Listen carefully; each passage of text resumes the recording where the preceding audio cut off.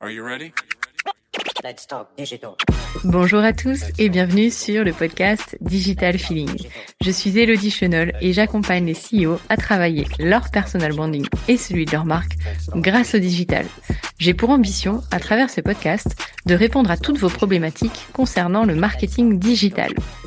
Pour cela, si vous avez une question, rien de plus simple, vous m'envoyez un message sur LinkedIn en privé et j'y réponds lors d'un épisode. Les questions peuvent tourner autour du personal branding, du B2B, de la plateforme LinkedIn, mais aussi des autres réseaux sociaux, de toutes les problématiques que vous pourriez avoir concernant votre stratégie d'entrepreneur et comment améliorer votre visibilité et surtout générer plus de ventes. Si je n'ai pas la réponse à votre question, j'irai chercher pour vous les experts du domaine pour vous produire un épisode qui répondra à cette fameuse question. Bonne écoute! Bonjour et bienvenue dans ce nouvel épisode de Digital Feeling. Je tiens à préciser que ces épisodes sont enregistrés avec ma voix, que je n'utilise pas l'IA pour générer ce podcast. Et pourquoi je vous dis ça? Parce que dans cet épisode, nous allons parler de Google Notebook LM. C'est l'outil qui a été développé par Google et qui permet de transformer du texte en podcast avec une voix super humaine, des expressions hyper enjouées, ou vraiment nécessairement pas besoin d'avoir finalement une voix comme la mienne pour discuter avec vous aujourd'hui. J'aime trop cet exercice, donc je ne l'ai pas fait. Néanmoins, j'avais envie de vous parler de cet outil puisque ça peut être intéressant de savoir ce qu'on peut faire. Google Notebook LM, qui était connu sur le nom de code Project Tailwind, c'est un outil développé par Google qui facilite la prise de notes et la synthèse d'informations.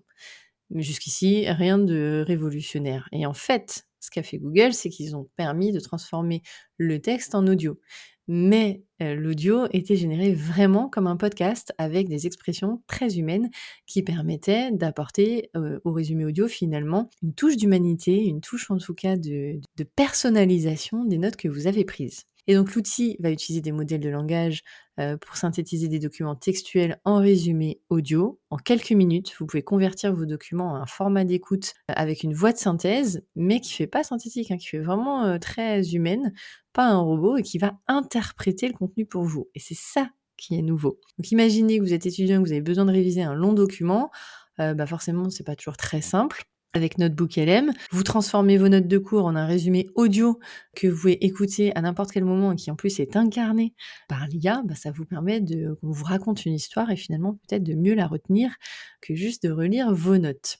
Bon, il y a une autre méthode qui marche très bien, qui n'a rien à voir avec l'IA, c'est de réécrire ses cours, ça marche très très bien pour les révisions. Mais c'est pas le sujet. Alors, comment fonctionne Notebook LM?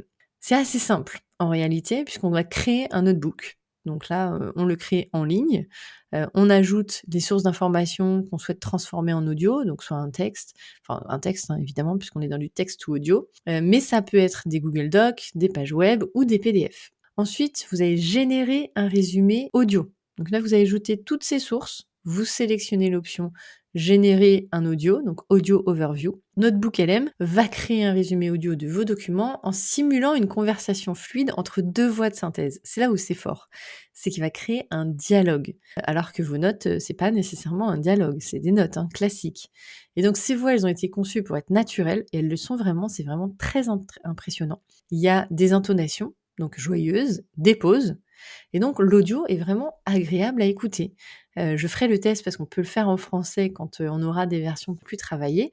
Mais voilà, l'audio est agréable à écouter et ça, c'est très fort. La personnalisation de l'audio, donc cet outil va permettre de régler la vitesse de lecture et puis d'autres options, que l'audio soit adapté à vos préférences.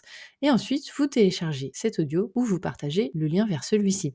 Qu'on pourrait très bien imaginer dans quelques temps que les notes qu'on rédige pour un épisode de podcast soient mis dans cet outil Notebook LM, que l'outil vous crée en plus un dialogue entre deux professionnels, donc un peu plus vivant, un peu plus dynamique qu'une personne qui parle à son micro, et puis vous avez des nouveaux podcasts qui seront créés de cette façon-là. Il y en a peut-être même déjà qui circulent, en tout cas en version anglaise. Alors les possibilités qu'offre l'outil Google Notebook LM, je le répète parce que c'est pas simple, peuvent toucher plusieurs secteurs. Imaginons, on l'a vu avec les étudiants, donc dans l'éducation, ça permettrait aux étudiants de réviser leurs cours, mais ça pourrait être aussi intéressant pour les professeurs de pouvoir laisser, plutôt que d'envoyer des PowerPoint en pièces jointes, peut-être de laisser des audios aux étudiants directement, ça pourrait être sympa. Dans la recherche, ça pourrait permettre de condenser des articles et des documents complexes en un audio qui soit assez facilement compréhensible. Alors, l'IA ne simplifie pas encore la complexité d'un document. À partir du moment où le dialogue est réel et installé, c'est peut-être plus facile de comprendre un document qui serait complexe juste en lecture. En entreprise, le résumé des réunions ou des projets de rapports facilitant l'accès pour des équipes qui n'ont pas toujours le temps de lire tous les documents. Donc on l'écouterait en audio, peut-être que le podcast va devenir le nouvel outil, le podcast ou en tout cas l'audio, le nouvel outil dans les entreprises pour, je marche pour la machine à café, j'ai 5 minutes, je vais écouter mon audio, ou je marche pour aller à la cantine. Alors bien sûr, on va pas devenir des robots qui vont tous écouter les audios dans tous les sens, mais ça pourrait être quelque chose d'intéressant en mobilité, où on n'a pas forcément envie de lire des documents, mais peut-être que d'écouter un audio, ce serait un peu plus simple et ça vous résume ce qui s'est passé.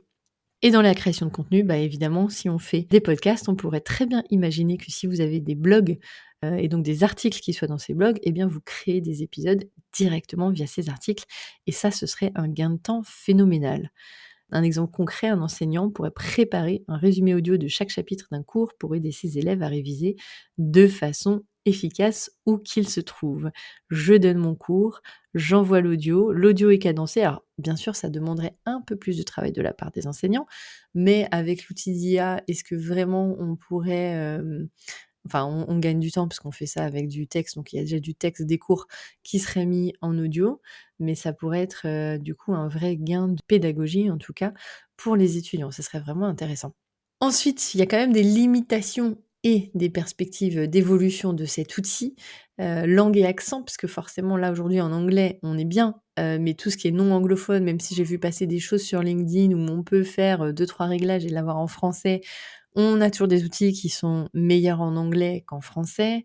Il y a la personnalisation des voix qui est limitée, donc même si elles sont naturelles, on peut pas utiliser sa propre voix, on peut pas personnaliser des intonations. Ça, c'est des évolutions qui vont sûrement venir, à la vitesse où ça va, mais pour l'instant, on peut pas le faire. Et quant à la confidentialité des données, même si Google affirme que les informations téléchargées ne sont pas utilisées pour entraîner l'outil, les utilisateurs doivent rester quand même assez vigilants quant au type de documents qu'ils partagent. Donc c'est un outil Google Notebook LM qui est encore en phase expérimentale. C'est du bêta-test et les retours des utilisateurs contribueront évidemment à l'améliorer. Il va y avoir de nouvelles langues, des accents, des fonctionnalités. Ça va devenir un outil vraiment hyper complet. Ça va être même un outil incontournable pour l'audio learning et la transformation du texte en contenu audio. Vraiment, il y a un potentiel de dingue avec cet outil et c'est ce qui est ressorti sur LinkedIn très fortement ces dernières semaines. Je vous remercie d'avoir écouté cet épisode, j'espère que je vous ai fait découvrir Google Notebook. Si vous ne l'avez pas découvert, testez-le même en anglais, c'est hyper bluffant. Il y a pas mal de cas d'usage, évidemment le podcast est le premier impacté, les cours je pense peut être le deuxième impacté, les entreprises ça peut être aussi intéressant. Il y a vraiment de belles perspectives d'évolution pour l'utilisation de cet outil. Je vous remercie d'avoir écouté cet épisode et je vous dis à bientôt. Thank you. You're welcome. Let's talk digital. J'espère que ce podcast vous a plu. Si vous avez aimé cet épisode, n'hésitez pas à soutenir le podcast en laissant une note et un avis sur Apple Podcast ou sur vos plateformes d'écoute. Ça me permettra de remonter et de pouvoir partager à d'autres entrepreneurs les réponses que vous vous posez. Merci à tous, à bientôt.